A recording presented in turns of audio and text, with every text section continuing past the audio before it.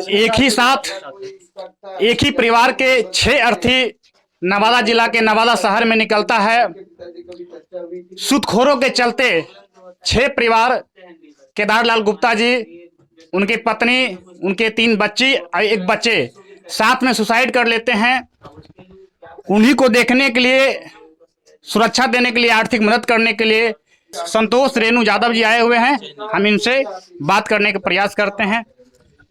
जो घटना घटा इसको किस एंगल से आप देख रहे हैं? देखिए, एंगल तो अलग चीज़ है। सबसे सबसे जो बड़ी बात है इसमें कि ये बहुत ही मर्माहत करने वाली घटना है और इंसानियत को शर्मसार करने वाली घटना है। जिस प्रकार से ये मामला आ रहा है कि सूदखोरी के चलते कर्ज में दब गए थे और शायद कर्ज का पैसा दे रहे थे बार बार, लेकिन चक्रवृद्धि ब्याज लोग जोड़ करके इनको परेशान कर रहा था और आर्थिक रूप से भी परेशान कर रहा था और नैतिक रूप से भी परेशान कर रहा था इनको। ये लोग कौन थे? ये लोग तो अब कुछ बातें हुई है निजी तौर पे, लेकिन उसको हम अभी डिस्क्लोज नहीं करना चाहेंगे इसे। तो कुछ लोग हैं जिनको प्रशासन भी ढूंढ रही हैं और कुछ बातें हैं जो उन्होंने बताया है, जो वक्त आने पे हम रखेंगे अपने आदरणीय संरक्षक जो हमारे यदुवंशी सेना के हैं, श्री तेज प्रताप यादव जी, उनके समक्ष रखेंगे। तो इस तरह की घटना जो है, इसके बारे में क्या कह सकते हैं। एक कितने की संख्या में आत्महत्या की है? 6 लोग हैं। कौन कौन है वो? 6 लोग एक ही परिवार के हैं। जैसे केदारलाल गुप्ता जी हैं, उनकी पत्नी हैं, एक बेटा और 3 बच्ची हैं। ऐसा क्या परिस्थिति आ गया, क्या प्रताड़ना किया गया कि थोड़ा सा सूदखोर के चलते एक साथ 6 लोग का दिमाग डाइवर्ट होना, एक साथ 6 आत्महत्या कर लेना, कि और कोई मामला इसमें लग रहा है? देखिए, अब तो ये तो जांच का विषय है। अब तो ये मामला जो है प्रशासन के अधीन है, तो ये तो जांच का विषय है। लेकिन प्रथम दृष्टया जो है वो सूदखोरी का मामला लोग बता रहे हैं। और खैर, मामला कुछ भी हो, लेकिन कहीं ना कहीं आप इन चीज़ों को अपने लेवल पे भी सोचेंगे तो एक साथ अगर 6 लोग सुसाइड कर रहे हैं तो कहीं ना कहीं मानसिक प्रेशर जरूर है, मोरली टॉर्चर जरूर किया गया है। प्रशासन के द्वारा कार्रवाई हुआ है अभी तक? प्रशासन के द्वारा जैसा कि लोग बता रहे हैं कि कुछ कार्रवाई हुई है, कुछ लापरवाही भी हुई है। तो उन तमाम चीज़ों पे हम गंभीरता से देख रहे हैं और एसपी महोदय जो है गौरव मंगला जी, उनसे भी बात करेंगे और खास करके लोगों का जो रोष है, गुस्सा है कि स्वास्थ्य विभाग में भी काफ़ी लापरवाही हुई है, शायद कुछ जानें बचाई जा सकती थी, लोगों का कहना है। तो इस पे भी हम लोग देखते हैं, बात करते हैं। क्योंकि अभी नई नवेली सरकार है, आप 17 साल से देखते आ रहे हैं कि 17 साल से जितने भी स्वास्थ्य मंत्री बनते आए, बीच में कुछ दिन के लिए तेज प्रताप यादव जी बने थे तो वो भी एक्टिव हुए थे।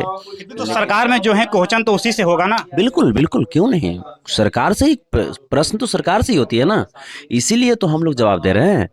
जैसे पिछले 17 साल से जो सरकार के अधीन जो भी स्वास्थ्य मंत्री बनते जा रहे थे, ये उनकी कुकृत्य है, ये उनके द्वारा उदासीन रवैया ही कहा जाएगा, जिस प्रकार से स्वास्थ्य मंत्रालय उसका दंश झेला।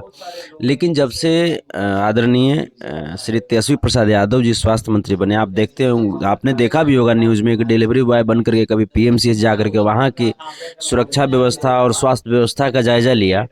उसके बाद जब एनएमसीएच में लापरवाही हुई तो वहाँ के सुपरिटेंडेंट को सस्पेंड किया, जिसके बाद आईएमए वगैरह तमाम संगठन जो है, मेडिकल एसोसिएशन की जो संगठन है, उन्होंने विरोध जताया। उसके बावजूद उन्होंने अपना कदम पीछे नहीं किया, क्योंकि ये बिहार की जनमानस और आवाम का सवाल था, उनके स्वास्थ्य सुरक्षा की सवाल थी।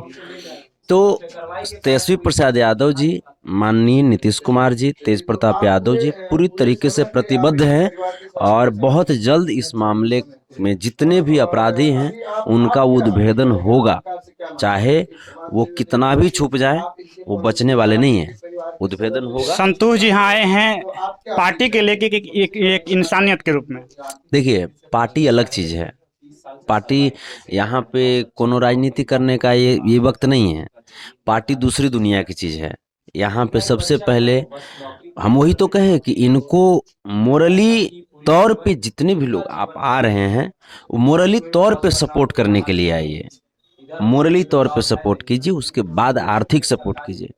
क्योंकि एक साथ जिस परिवार का 6-6 सदस्य चला जाए, आप समझ जाइए कि जो एक सदस्य बचे हुए हैं, बाकी 2 बहनें हैं तो शादीशुदा हैं अपने अपने घर की, बाकी एक ही सदस्य बचा हुआ है।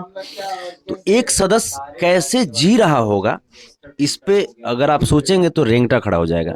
तो सबसे पहले उन्हें विश्वास दिलाने की जरूरत है कि आपके 6 सदस्य चले गए लेकिन तमाम हम लोग भी आपके परिवार हैं, आपके दुख में, आपके सुख में आपके साथ खड़े हैं। और ये विश्वास जब तक नहीं अंदर हृदय में जब तक नहीं होगा, उनको महसूस नहीं होगा, तब तक वो पुनः अपने आप को खड़े नहीं कर पाएंगे। संतोष जी, अभी एक चैनल में आपने कह रहा था कि दलित समाज है, शोषित समाज है, उसको एक मंच पे आना चाहिए। अग्र जाति के लोग होते तो ऐसा इस जिस तरह से घटना घटा था कि इंटरनेशनल मीडिया भी चलाता, तो क्या नहीं लग रहा है कि इस तरह का मुद्दा यहाँ पे नहीं करना चाहिए? नहीं, बिल्कुल हमने बिल्कुल सही बोला और बिल्कुल ये चीजें मैं अपने बात पे मैं स्टैंड हूँ। आप ये समझिए कि कहीं ना कहीं ये बैकवर्ड समाज का, ये SC ST समाज का मामला है, तबे जा करके देख रहे हैं कि ये बिल्कुल 6-6 लोग एक साथ चले गए, सुसाइड कर लिए। और मामला क्या है, अब तक मैं आपको बताता हूँ, कहीं ना कहीं ये बैकवर्ड समाज में अशिक्षा है, कहीं ना कहीं एकता नहीं है, जागरूकता नहीं है, तभी जा करके ये मामला इस लेवल पे है। अगर अपर समाज में ये मामला होता, आप देखें कि मधुबनी में एक बार 5 लोगों या 4 लोगों की हत्या कर दी गई थी, तमाम पूरे देश से लोग आ गए थे। जागरूकता होनी चाहिए, मेरे कहने का मतलब जागरूकता होनी चाहिए। जब तक लोग खुद के लेवल पे जब तक लोग जागरूक नहीं होंगे, नहीं जागेंगे, तब तक सरकार आपको कहां तक जगा पाएगी। आपको खुद को जगाना होगा। संतोष जी, एक आखिरी सवाल, जमुई की घटना के लेके आप बहुत चर्चा में रहे। गोकुल यादव, एक पत्रकार का हत्या होता है, आपने 25,000 का चेक देते हैं, चेक बाउंस कर जाता है, इस पे क्या आपका कहना है? इसीलिए तो चेक देने बंद कर दिए। आप देखें कि हम पैसा दिए, अभी नहीं ना दिए। तमाम जो चाटुकार लोग हैं, ये लोग तो हमको मजबूर कर दिए कि अब भाई पैसे उसे मत दीजिए अब आप। तो हम दिए पैसा, 1 रुपया नहीं दिए। ये हमारी मजबूरी है कि अब जो भी होगा हम गुप्त तरीके से करेंगे। वहाँ क्या जो बोल रहा था कि चेक बाउंस किया है, सही में चेक आपका बाउंस किया था? देखिए, बेरोजगारी है, आप देख रहे हैं कि जब नरेंद्र मोदी जी का बातें बाउंस कर गया, वो बोले थे कि 15-15 लाख हर अकाउंट में आएगा, उनका बतिया बाउंस कर गया, तो हमारे चेकवा बाउंस करा तो कौन बड़का चीज है ना। होते रहती है। आपके तरफ से कोई आर्थिक मदद अभी नहीं किया गया?